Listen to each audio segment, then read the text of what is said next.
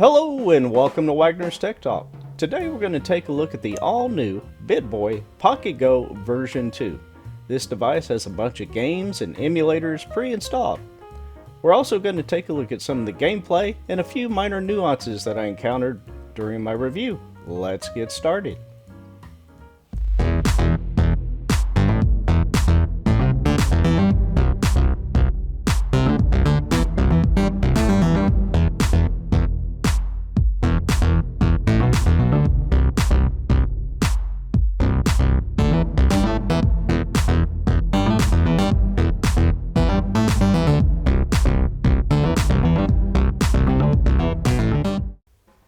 One of the first things I want to show you is to go to wagnerstechtalk.com, and then once you're there, go to Retro Handhelds and scroll down to the PocketGo version 2 tips.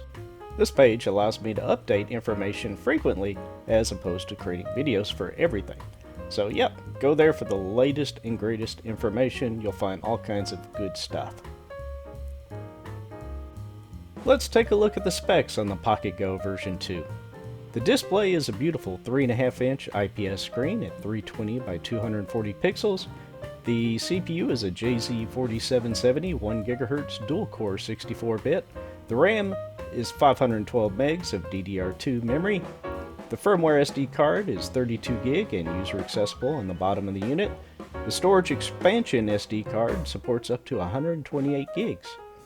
As far as the battery is concerned, it's got a 2000 mAh user replaceable battery, which provides 3 to 4 hours of continuous use, and the charging port is USB-C. Alright, let's go ahead and unbox the PocketGo version 2. This unit came all the way from China, took a good 28 days to arrive, so I'm very excited to be showing it to you right now.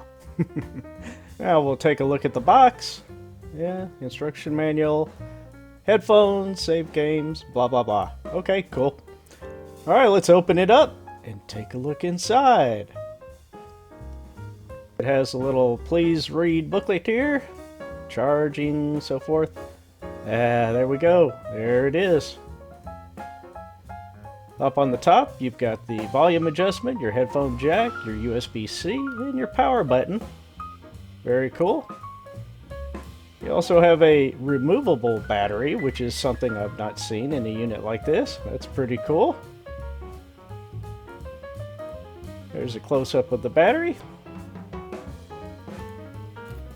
Alright, let's continue on with what's in the box. And we got a little package here. Let's see. What does this say? Oh, a little instruction booklet.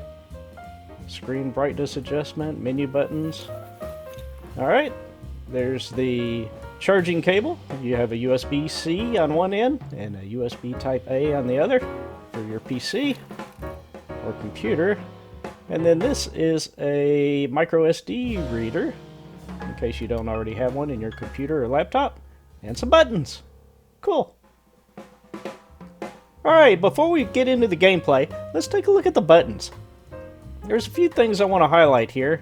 First off, this little joystick slider thing, it comes off, so be careful. You don't want to wind up losing it. Otherwise, you'll not be able to use it. And it does come off rather easily. You just pull straight up. So keep that in mind. And on the right-hand side, you got your ABXY, your menu button, your select, and your start. And then on the top, you've got your L and R and L1, L2, and R1, R2, right here. And we're going to go ahead and turn on the unit. And I want to show you one other issue that I kind of ran into here. Now I'm going to tilt the screen sideways here so you can see. Watch when I'm pressing the button up, primarily. Now, it's not registering in all cases. The lighter you touch, the less likely it's going to register, at least in my unit.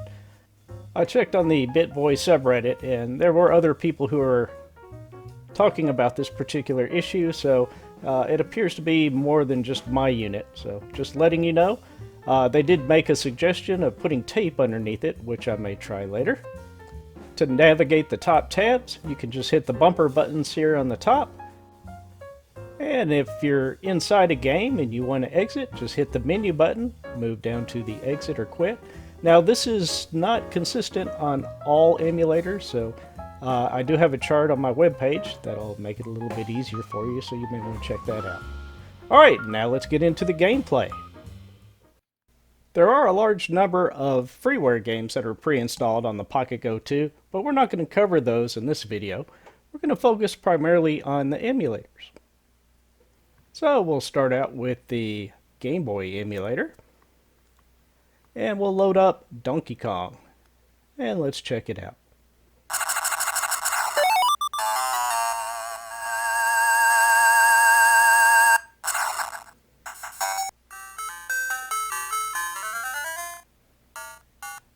And this is a fun game. I'm not very good at it, but it's pretty cool. As you can see, I can't even stay on the platform.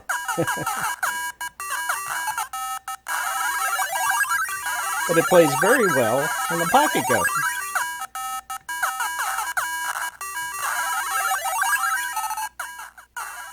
Now we'll switch gears and move on to the FBA emulator, or Final Burn Alpha, and we'll check out another game, Double Dragon. It's a classic arcade game. A lot of fun.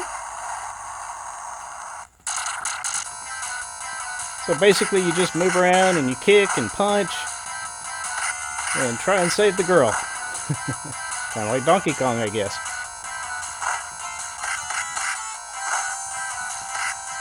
Although I'm getting my butt whooped here. And we'll move on a little later in the game. Check it out.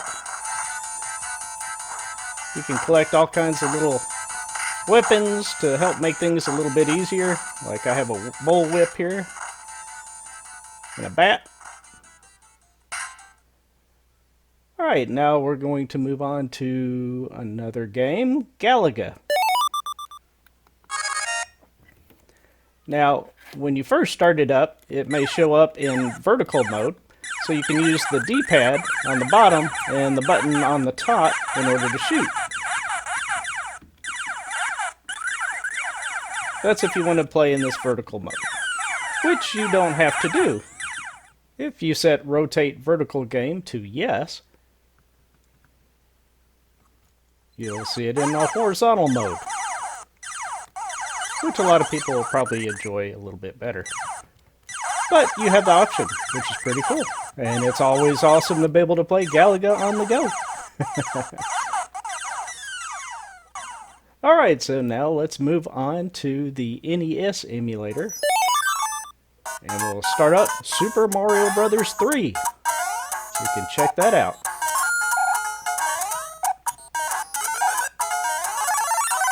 It plays pretty much exactly how I remember. There's no screen tearing whatsoever. It looks great.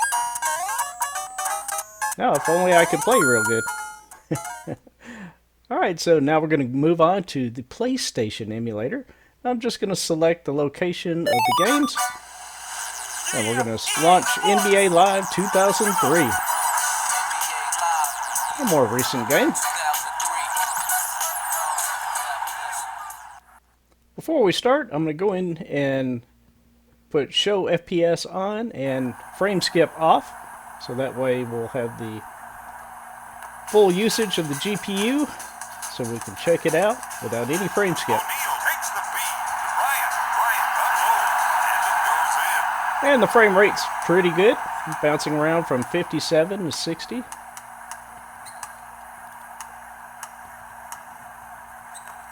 takes the pass in the paint. He fakes. Rejected. Pretty cool. Pulls the trigger. Walker picks up the defensive foul. The basket is good.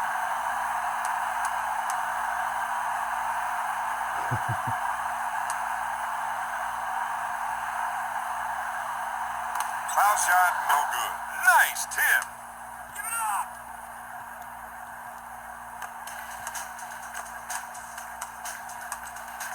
Sends it to Bryant. He takes the jumper. Can't find the hole. Alright, so now let's move on to another game. Toy Story. This is a cute little game. If you have kids that are fond of the Toy Story series, they'll certainly enjoy this.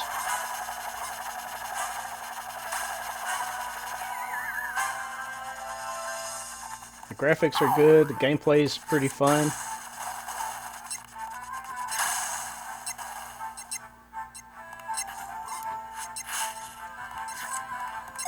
And all the games that I'm showing here were pre-installed. Now let's try Crash Bandicoot.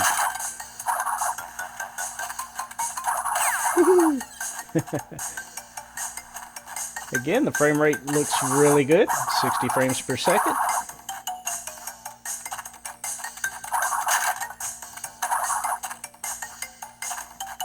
I don't see any slowdown at all.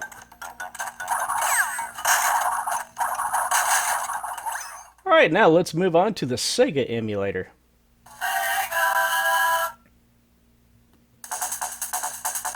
And we'll go ahead and launch this game. But before we do that, we're going to go ahead and set the frames per second on and frame skip off. So you can see it in the lower right.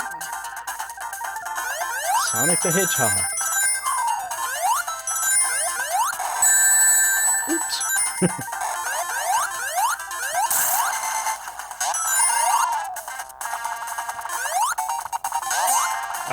Dadgummit. Alright, let's go down here, speed it up. Finally, got past it.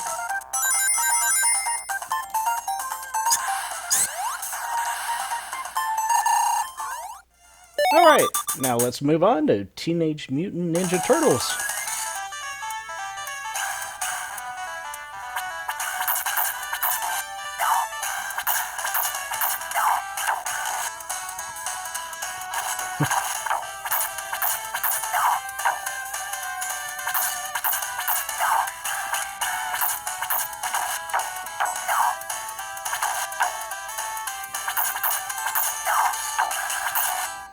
Alright, now we're going to move on to another emulator, the Super Nintendo emulator, and we're going to play Donkey Kong Country 2, Diddy's Quest.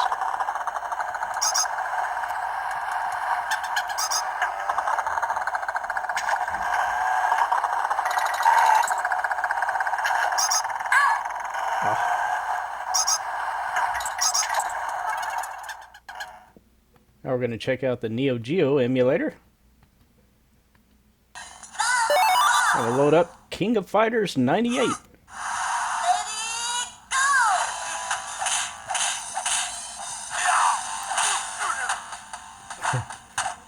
Oh. Man, this guy's tough.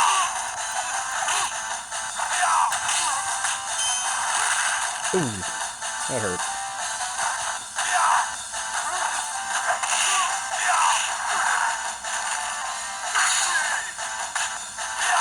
Yeah, body slamming. Now we'll check out MAME for All. This is a classic arcade game emulator, so we're going to play Bad Dudes.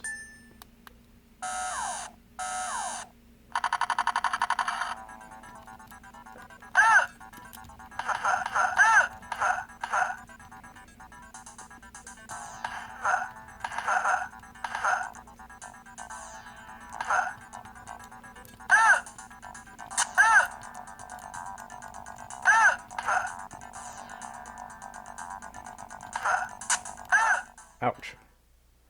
Alright. Let's move on to X-Men.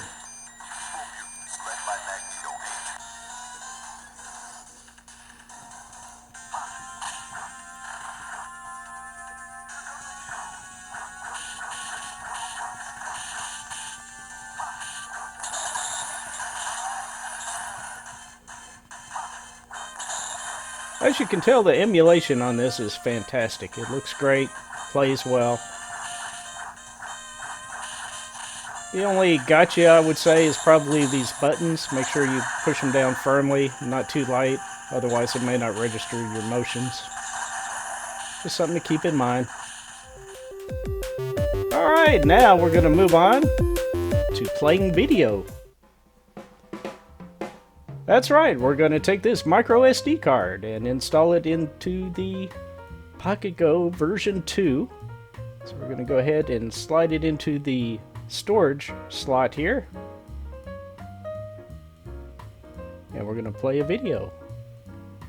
So I'm going to go to the root, then go to media, go to SD card, go to MP4, and we'll click on easy file copy, which is a video I created sometime back on the RG350 file copy.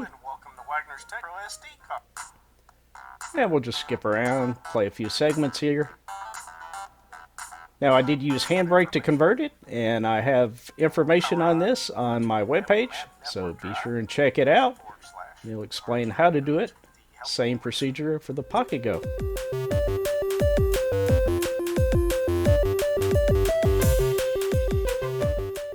Okay, the PocketGo isn't without a few issues, and I want to highlight a few here. It doesn't appear that the clock will save your date and time. At least I couldn't get it to work. So that's something to look at. Also, I've got this Wi-Fi adapter that I've used on the RG350. Put into the left side, and you can connect up over GCW Connect, and you'll see the LED blinking in the upper right once it's actually established a wireless connection. So look in the upper right, see that little green LED, it'll start blinking, and now it's connected. So you can play multiplayer games and all kinds of stuff. Well, I tried the same test on the PocketGo. So here we go, plugging it into the PocketGo, and well, it doesn't quite work. If I go to scan, it just says enabling Wi-Fi, and it just stays there. The same is true for the keyboard.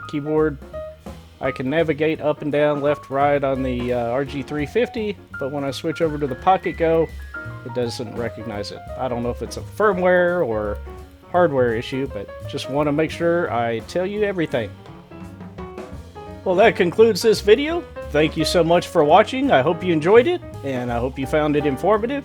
If you would, please click the like button if you enjoyed it, and if you want to see more from Wagner's Tech Talk, please click the subscribe button. And with that, we shall see you very soon.